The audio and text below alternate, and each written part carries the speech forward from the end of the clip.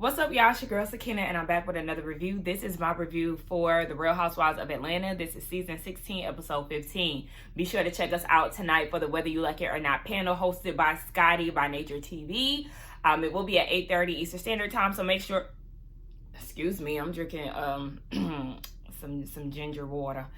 But anyway, make sure y'all set y'all reminders, check your community tabs, and all those good things. Make sure that y'all like the video on y'all's way in here. Okay, when you're watching this video, make sure y'all like the video. I would love to see y'all in the comments. Let's get down and talk. I know I say that towards the end of the episode, but I want to say it here as well because, again, engagement is important, and I'm trying to grow the community. You know, I was with one of my old coworkers last weekend, not this weekend, but the weekend beforehand.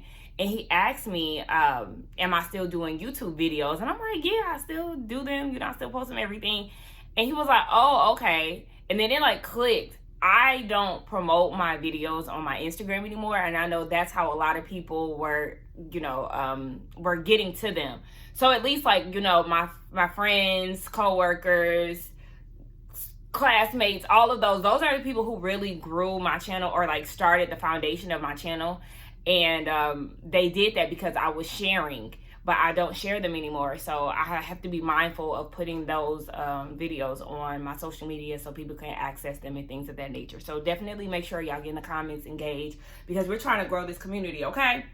So, yeah, let's go ahead and get into it. Now, it opens up. I noticed that they didn't do the taglines. I feel like every time they get straight into the episode, then the episode must be juicy, but we'll see. So we get into it, and the girls the night before, remember, they kind of left on a somber note in a way because Shamia was feeling some way about her daughter being sick. And so Britt tried to bring the energy up by flashing her tits and everything else. So apparently after that, you know, that just set the tone for the night. It was girls going wild or housewives going wild. Let Kelly tell it. Everybody was twerking, smacking and everything else. So a time was had.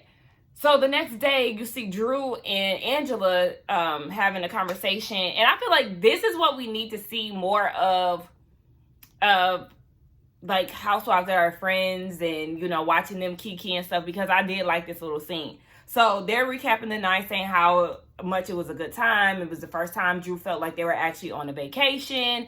And then they talk about Britt and how she was coming at Shamia with this, you know, sisterhood, women's empowerment speech, and how she'll always be there for Shamia despite all the things that they had just went through, you know, maybe like an hour prior.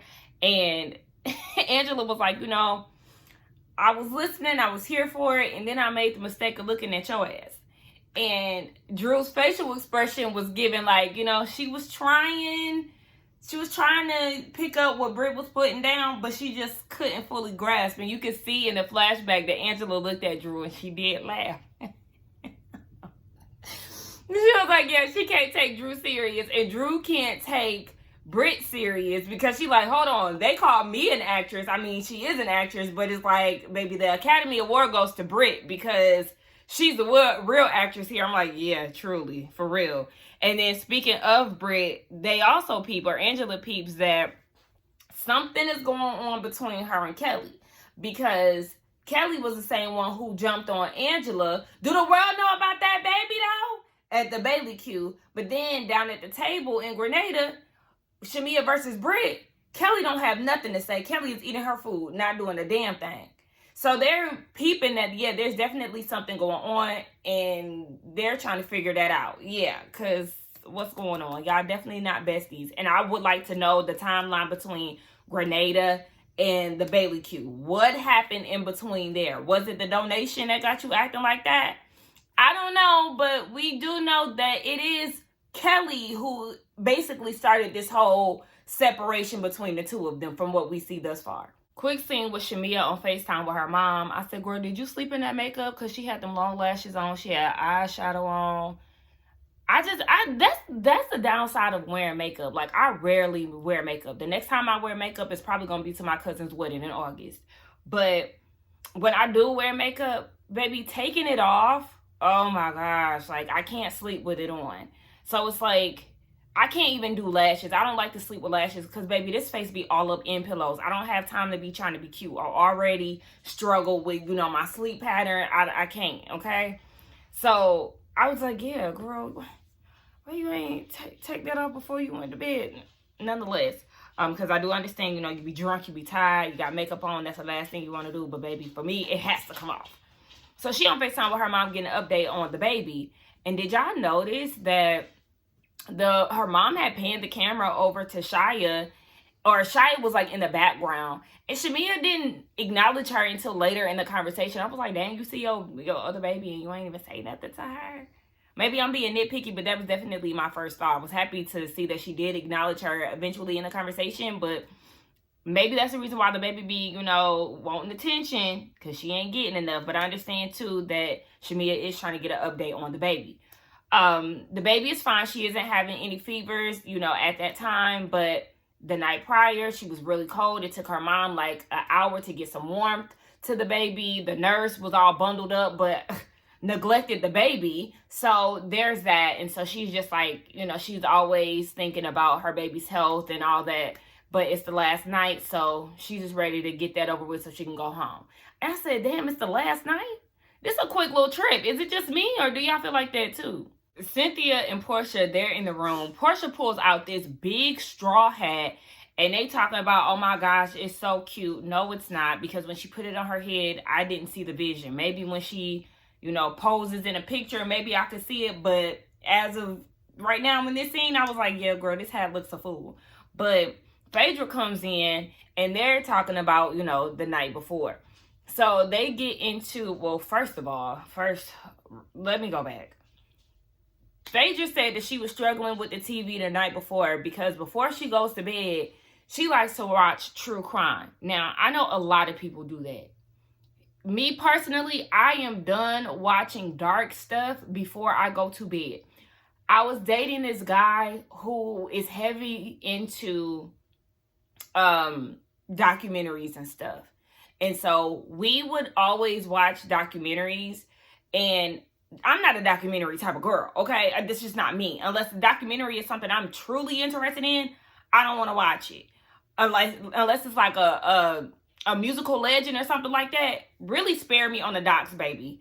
But anyway, I will watch one from time to time, but he would like to watch them. So before bed, I remember one night specifically, we watched 2 dark documentaries.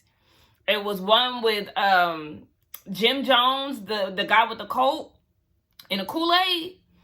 We had watched a documentary about him, and then we had watched one with the connection between the Menendez brothers and the group Menuno or something like that. Oh my gosh, dark. That documentary specifically, dark. I could not sleep from both of those documentaries. I could not sleep just thinking about the kids and thinking about, the people in those cults. There was a lady who was trying to get her son out the cult, and then he ended up passing. It's like, oh my gosh, and the abuse of the children and the music group. I just could not. And so, to know that people, at that point, that's when I drew the line in the sand. We're not watching anything heavy before bed. I refuse. I still do that to this day. True crimes, no thank you. And I used to watch, true crime stuff. But the older I get, it's why? I'm not taking joy in somebody being unalived. And then you got Phaedra talking about she loved watching a gruesome crime before she goes to bed. She's a dark person. Her humor is very dark, and her jokes don't land. And it's not funny to me. Girl, and I get you're a mortician and all of that, but this is not funny. It's just not funny to me. So they talk about the night before. She says that Angela is like a school teacher. She's like Barbara Walters. She likes to ask a lot of questions, and you like to avoid answers. So that's the reason why you don't like her questioning what you got going on. So then they talk about the Shamia and Britt situation, the Rolls Royce and stuff. Phaedra was trying to figure out what was going on with that whole situation. Can you wait? I don't know if y'all can hear, but my dog is whining. He's like very extremely impatient. But luckily he's laying down in the midst of it. But calm down. Let me get this out real quick, please. So, yeah. So they were talking about the Atlanta starter kit. And Phaedra said it comes with a Rolls Royce, some Ferragamos, and an AP bust down. Child, I said, all right now, y'all talking about African scammer starter kits, but y'all like to go to the source. Let's not forget that Phaedra and Portia was just down in Ghana, okay, fishing, looking for them an African. So not too much, because that's y'all demographic. That's what y'all like to go after. So please cut the crap. You too. Wait.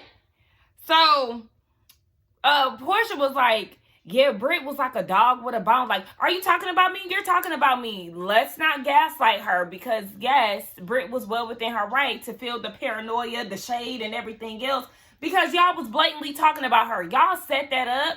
The whole donation conversation, Portia, Shamia, Kelly, y'all set that up because y'all knew that Shamia felt some type of way about it because she discussed it in the Sprinter. Let's not play dumb. And then Phaedra talk about, oh, but I got some tea. Okay, I had to let that dog out, child. But the tea is that Britt shared with Phaedra that Kelly doesn't want to share her glam squad. Like, apparently she was sharing, but I guess she don't want to share no more. We do remember that Kelly did put Britt onto her stylist, in which we know now the stylist is Team Britt for whatever, is going on. So, yeah. We don't really know why Kelly no longer wants to share glam with Britt. We know that Britt didn't have none. I don't know. Something is going on, and Portia and Cynthia are peeping that too. They're like, yeah, usually they're attached at the hip. Like, they don't speak without one another. But at the table, Kelly, was holding Britt accountable. And when she was going against Shamia, Kelly didn't say anything in her defense. Everybody is picking up on the weird energy between Britt and Kelly. And Portia feels like it might be some jealousy. I said, oh gosh, now Portia, they about to jump on you. The people probably gonna jump on you when it come down to that jealousy comment, because they already feel like you jealous of Shamia. So they're gonna hit you with the pot meat kettle. But I don't really like to do the whole jealous thing. I don't know what's going on between Britt and Kelly. Again, I just feel like there's a lot missing from the story, and that the audience, I can't even say just the audience, because the cast don't really know what's going on either. So there's like some missing pieces to this story that we need to figure out. But Phaedra was like, yeah, they need to learn how to have fun. Like, we fun girls, we like to settle fantasy. But Britt, she clearly liked to have fun. She was showing her breast, and she was talking about, again, Britt's inverted nipple. Now listen, this might be TMI, but I don't care. I got inverted nipples. When I was like growing up, both of my nipples were inverted. Like, they have been like that since forever. And I don't have any, breast issues or anything like that. Even when I went and got a mammogram last year. Now the right one is always out, but the left one, she still stays inside. And so when I went and got a mammogram last year, they were like, is this always like this? I was like, yeah. So they was like, okay. Because I know sometimes that is a sign of something else, but because it's been like that for forever, it is what it is. And I too can just boop, boop, pop it out, pop it in. I try to pop this one in, but she don't listen no more. But yeah, I can still pop it in and out. But I was cracking up when Phaedra said, they was talking about Cynthia. They said Cynthia has an inverted clit. And she was like, oh my gosh. Like, she was embarrassed that they even said that. And she said, I have a hood. Like, it's hooded. But Phaedra said, so your clit with the KKK?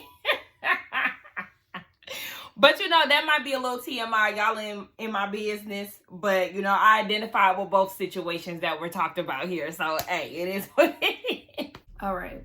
So Britt goes to Kelly's room and they have a conversation. Kelly is anxious because she's gearing up to do like another custody battle and divisions of assets court date. So she's anxious about that whole thing. And then they talk about the night before. Britt has mixed emotions because she's peeping the passive aggressive energy from Shamia and Kelly, and she didn't really like that Kelly left her out to dry when it came down to Shamia. And Britt really is wondering, is it about the donation or is it about something else? And so Kelly's whole thing is, well, you paid. We're looking at it from like just like the bigger picture, because at your event you're saying that you took your entire team to Miami and y'all got all this work done, you know, and you flip the bill, let you tell it, but then you come down to Grenada and you give the bare minimum. And Britt's thing is, but I had this conversation with you and I asked you how much to give. And it's like, I get it. Britt, you did ask how much to give, but at the same time, you know how to splurge. You know what I'm saying? Or let you tell it you know how to splurge. So they're going to expect you to, you know, just give a little more than what you gave. Okay, this whole donation thing, I know is being drawn out, but, you know, that just is what it is. And so Kelly just feels like there's a bigger purpose. There's a bigger purpose for you. I don't know, but I just felt like, Kelly, what the hell are you talking about? Like, what? I just felt like she was blowing smoke up her ass at that point, because what are you even talking about? So Britt says that she feels like Kelly shields herself behind her team. Like, she hides behind her entourage. And for Kelly, she feels like it's weird for Britt to bring up her entourage. And in her confessional, Britt was like, bitch, let's get down to the real reason why you mad at me and there's some pressure. Because there's some stuff that been going on behind the scenes that she hadn't brought to the group. So we then get like some parallels. We hear that from Kelly, Britt had a meeting with Kelly's glam team at her house behind her back and let Britt tell it this was Kelly's idea, so she's not really sure why she's mad. And okay, I tried to like assess this whole thing, right? Like realistically how I feel about it, because I feel like it's a little tricky, because we know that Kelly did introduce Britt to her glam squad, right? But at the same time, I know they share, because Drew and Portia share glam too, don't they? Isn't that the reason why Drew was later? Portia got a half beat or whatever, because Drew took forever with the glam squad. So like, we know some of them do share glam, but for me, I can understand where Kelly is coming from with this, because just because I introduce you to my team doesn't mean that I want you like taking my team. Like, I don't know. Because I can share. I have no problem with sharing. Like, I could share my world, but that doesn't mean that I always want you in it. You know, I'm very territorial of my space and just things around me. And so I would feel the way that Kelly feels. Like, girl, like, I let you use my glam squad, but that don't mean that I want you always in my glam chair, girl. Like, cause now I feel like, well, you need to go and get your own. Like, I don't know. I'm just being honest about how I feel. The same way that Portia and Shamia thing, I know some people is like, oh, you're not a real friend, but some things you just want to yourself. Like, and that's just what it is. I think that's just what it is with the whole Portia and Shamia thing. And I could understand where Portia is coming from. And you know what? It's funny that I feel this way, because my big three is Pisces, Cancer, Scorpio. And so Kelly and Portia are, you know, a part of that. So I'm like, are both water signs. So it's like, maybe I feel them because, you know, we share the same signs. I don't know, but that's just really how I am. I'm really territorial about my space. And just because I share something with you, like, I don't know. I just wanted to myself, like, yeah, I shared it with you. But, like, at the same time, girl, go get your own glam squad. Like, I was being nice, but this should have been like the 9 for you to go and get your own shit. I don't know.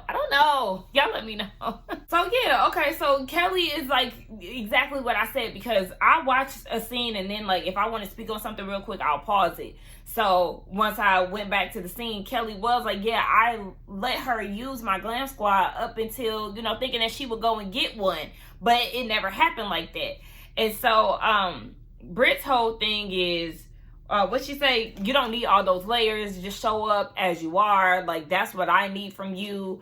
And if you know something, like, basically, like, don't blast me in front of the group. And if you know something, or you know that Shamia has an issue, then share that with me. Like, while you're growing this relationship with Shamia, you can still share with me, a problem that you know about, and then we'll be good. And I absolutely agree with Britt. I definitely like how she approached the situation. I will say that I am a very opinionated person. And so when it comes down to, like, my friend groups and stuff, my mouth has gotten me in trouble. And I've shared this with y'all plenty of times.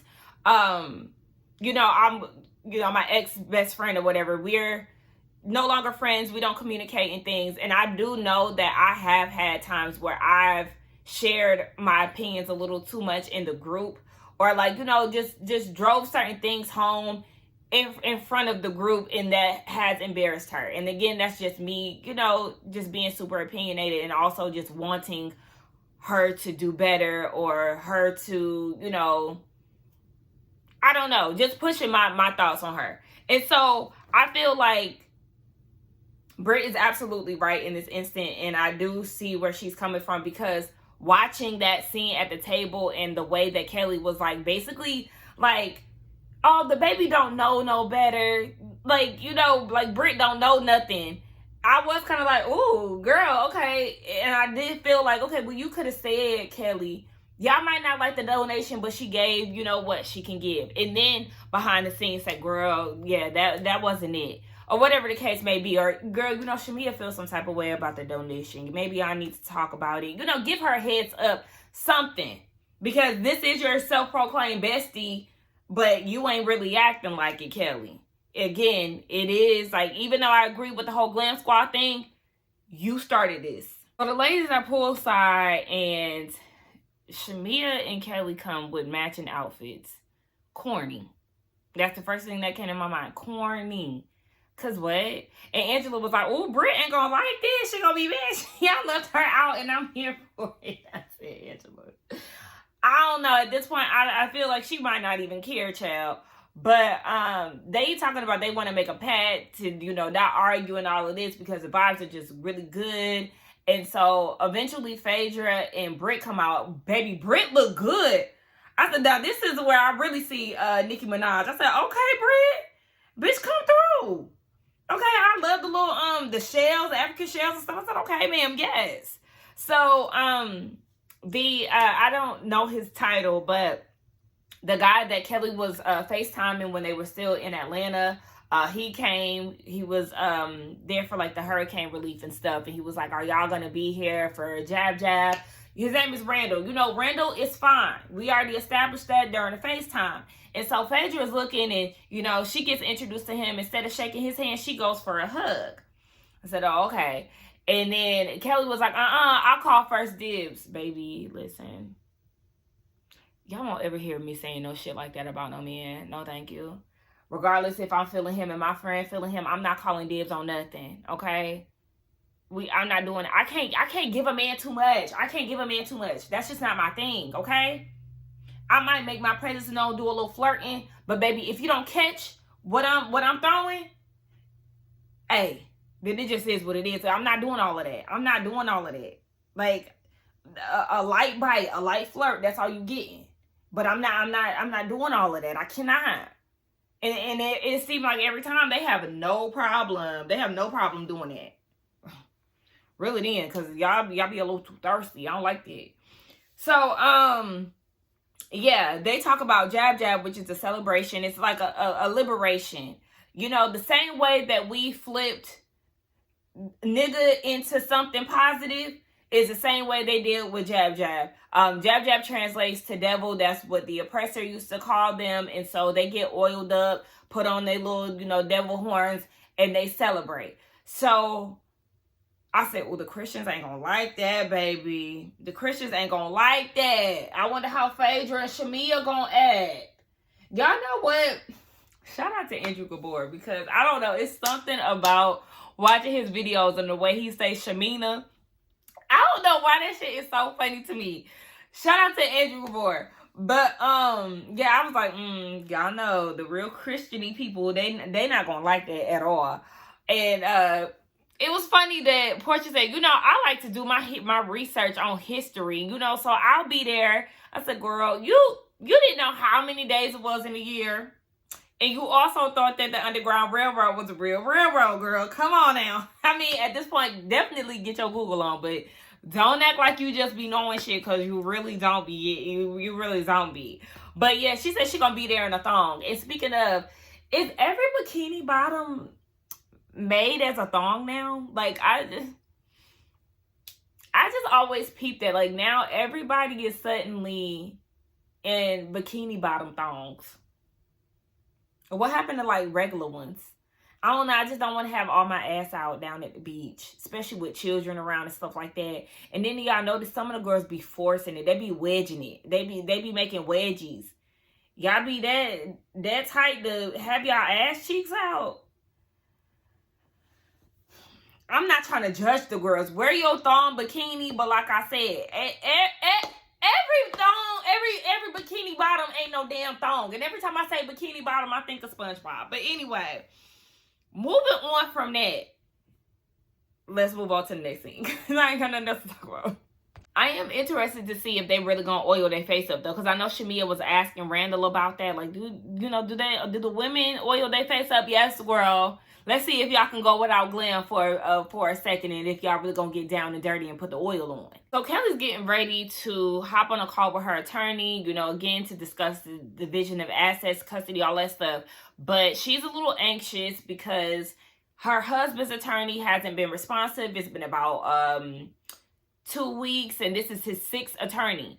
And I instantly thought about Drew when they were talking about that. And Drew was like, oh my gosh, Ralph is on his 3rd. See, the girls never talked to Drew about her situation. And so it's like, we talked about this on the panel, how they really just don't give a damn about what Drew got going on, because nobody ever inquires, checks up on her, nothing. And so Kelly was like, oh my gosh, I forgot to tell you. Scroll to slide 4. And I'm like, slide 4, girl? Because what do you got to show Drew?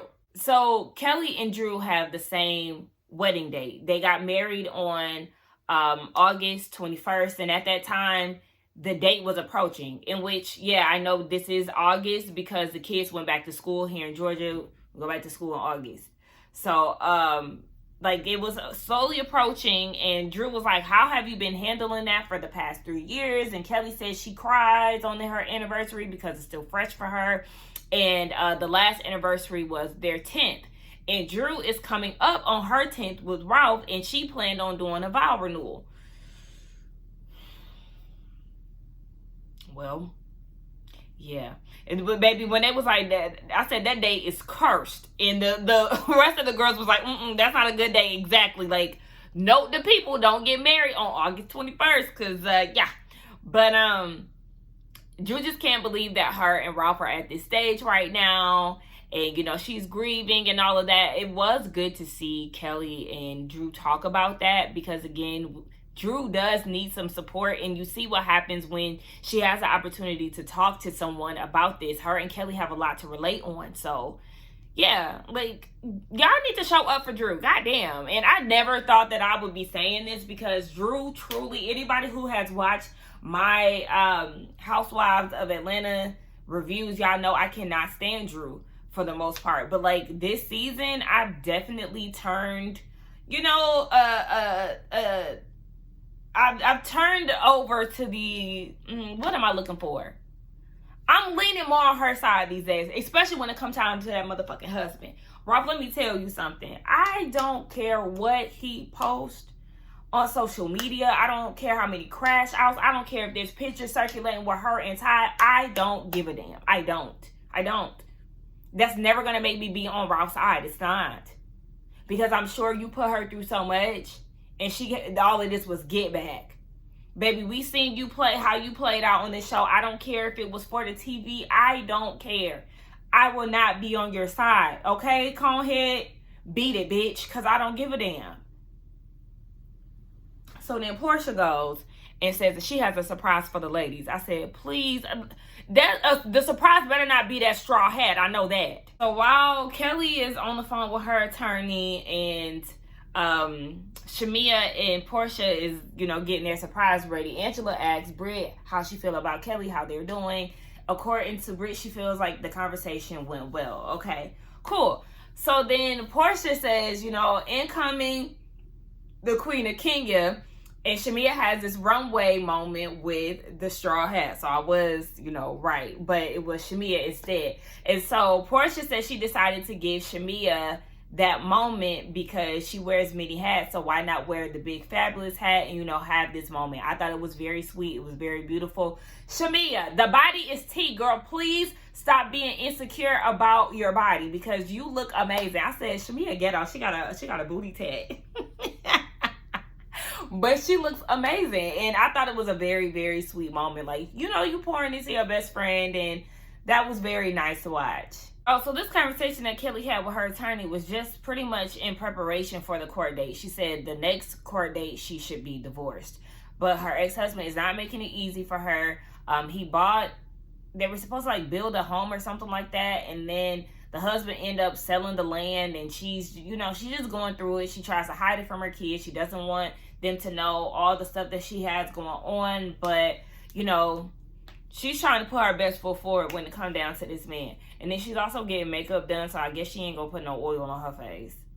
Would I want oil on my face? I probably wouldn't want oil on my face, but I also like to have the experiences. So I probably would. I probably would not want it because I wouldn't want my face to break out. But, for the experience, I would. I feel like when you're doing cultural things, when in Rome, baby, do what the Romans do. When in Grenada, do what the Grenadians do. Is it Grenadians? Looks like a time was had down at Jab Jab, baby. They was all oiled up. I kept trying to figure out who was who because, it was just blackness everywhere. It looked like it was a good time. It looked like it was a really good time. Now, I was confused because they said it starts typically at 5 a.m. Leading into Carnival, but they were able to do it at night. But it seemed like they were trying to make it seem like it was exclusive for them, but I don't know. I don't know if it was exclusive for them or what. If so, that's cool because at first I was like, well, if y'all gonna be the only ones out there, how fun is that gonna be? But it was a lot of people out there, so I was like, okay. It looked really fun. Baby, there was a man dry humping them. I don't know if I would have participated, but it's only so much I could do. All right, I don't want you humping on me all night now. It looked like he was taking turns with the ladies, so okay. And Cynthia, what I look like letting this man grind on me when I got a man at Lake Bailey. I hope he ain't at Lake Bailey. I hope you ain't moved him in.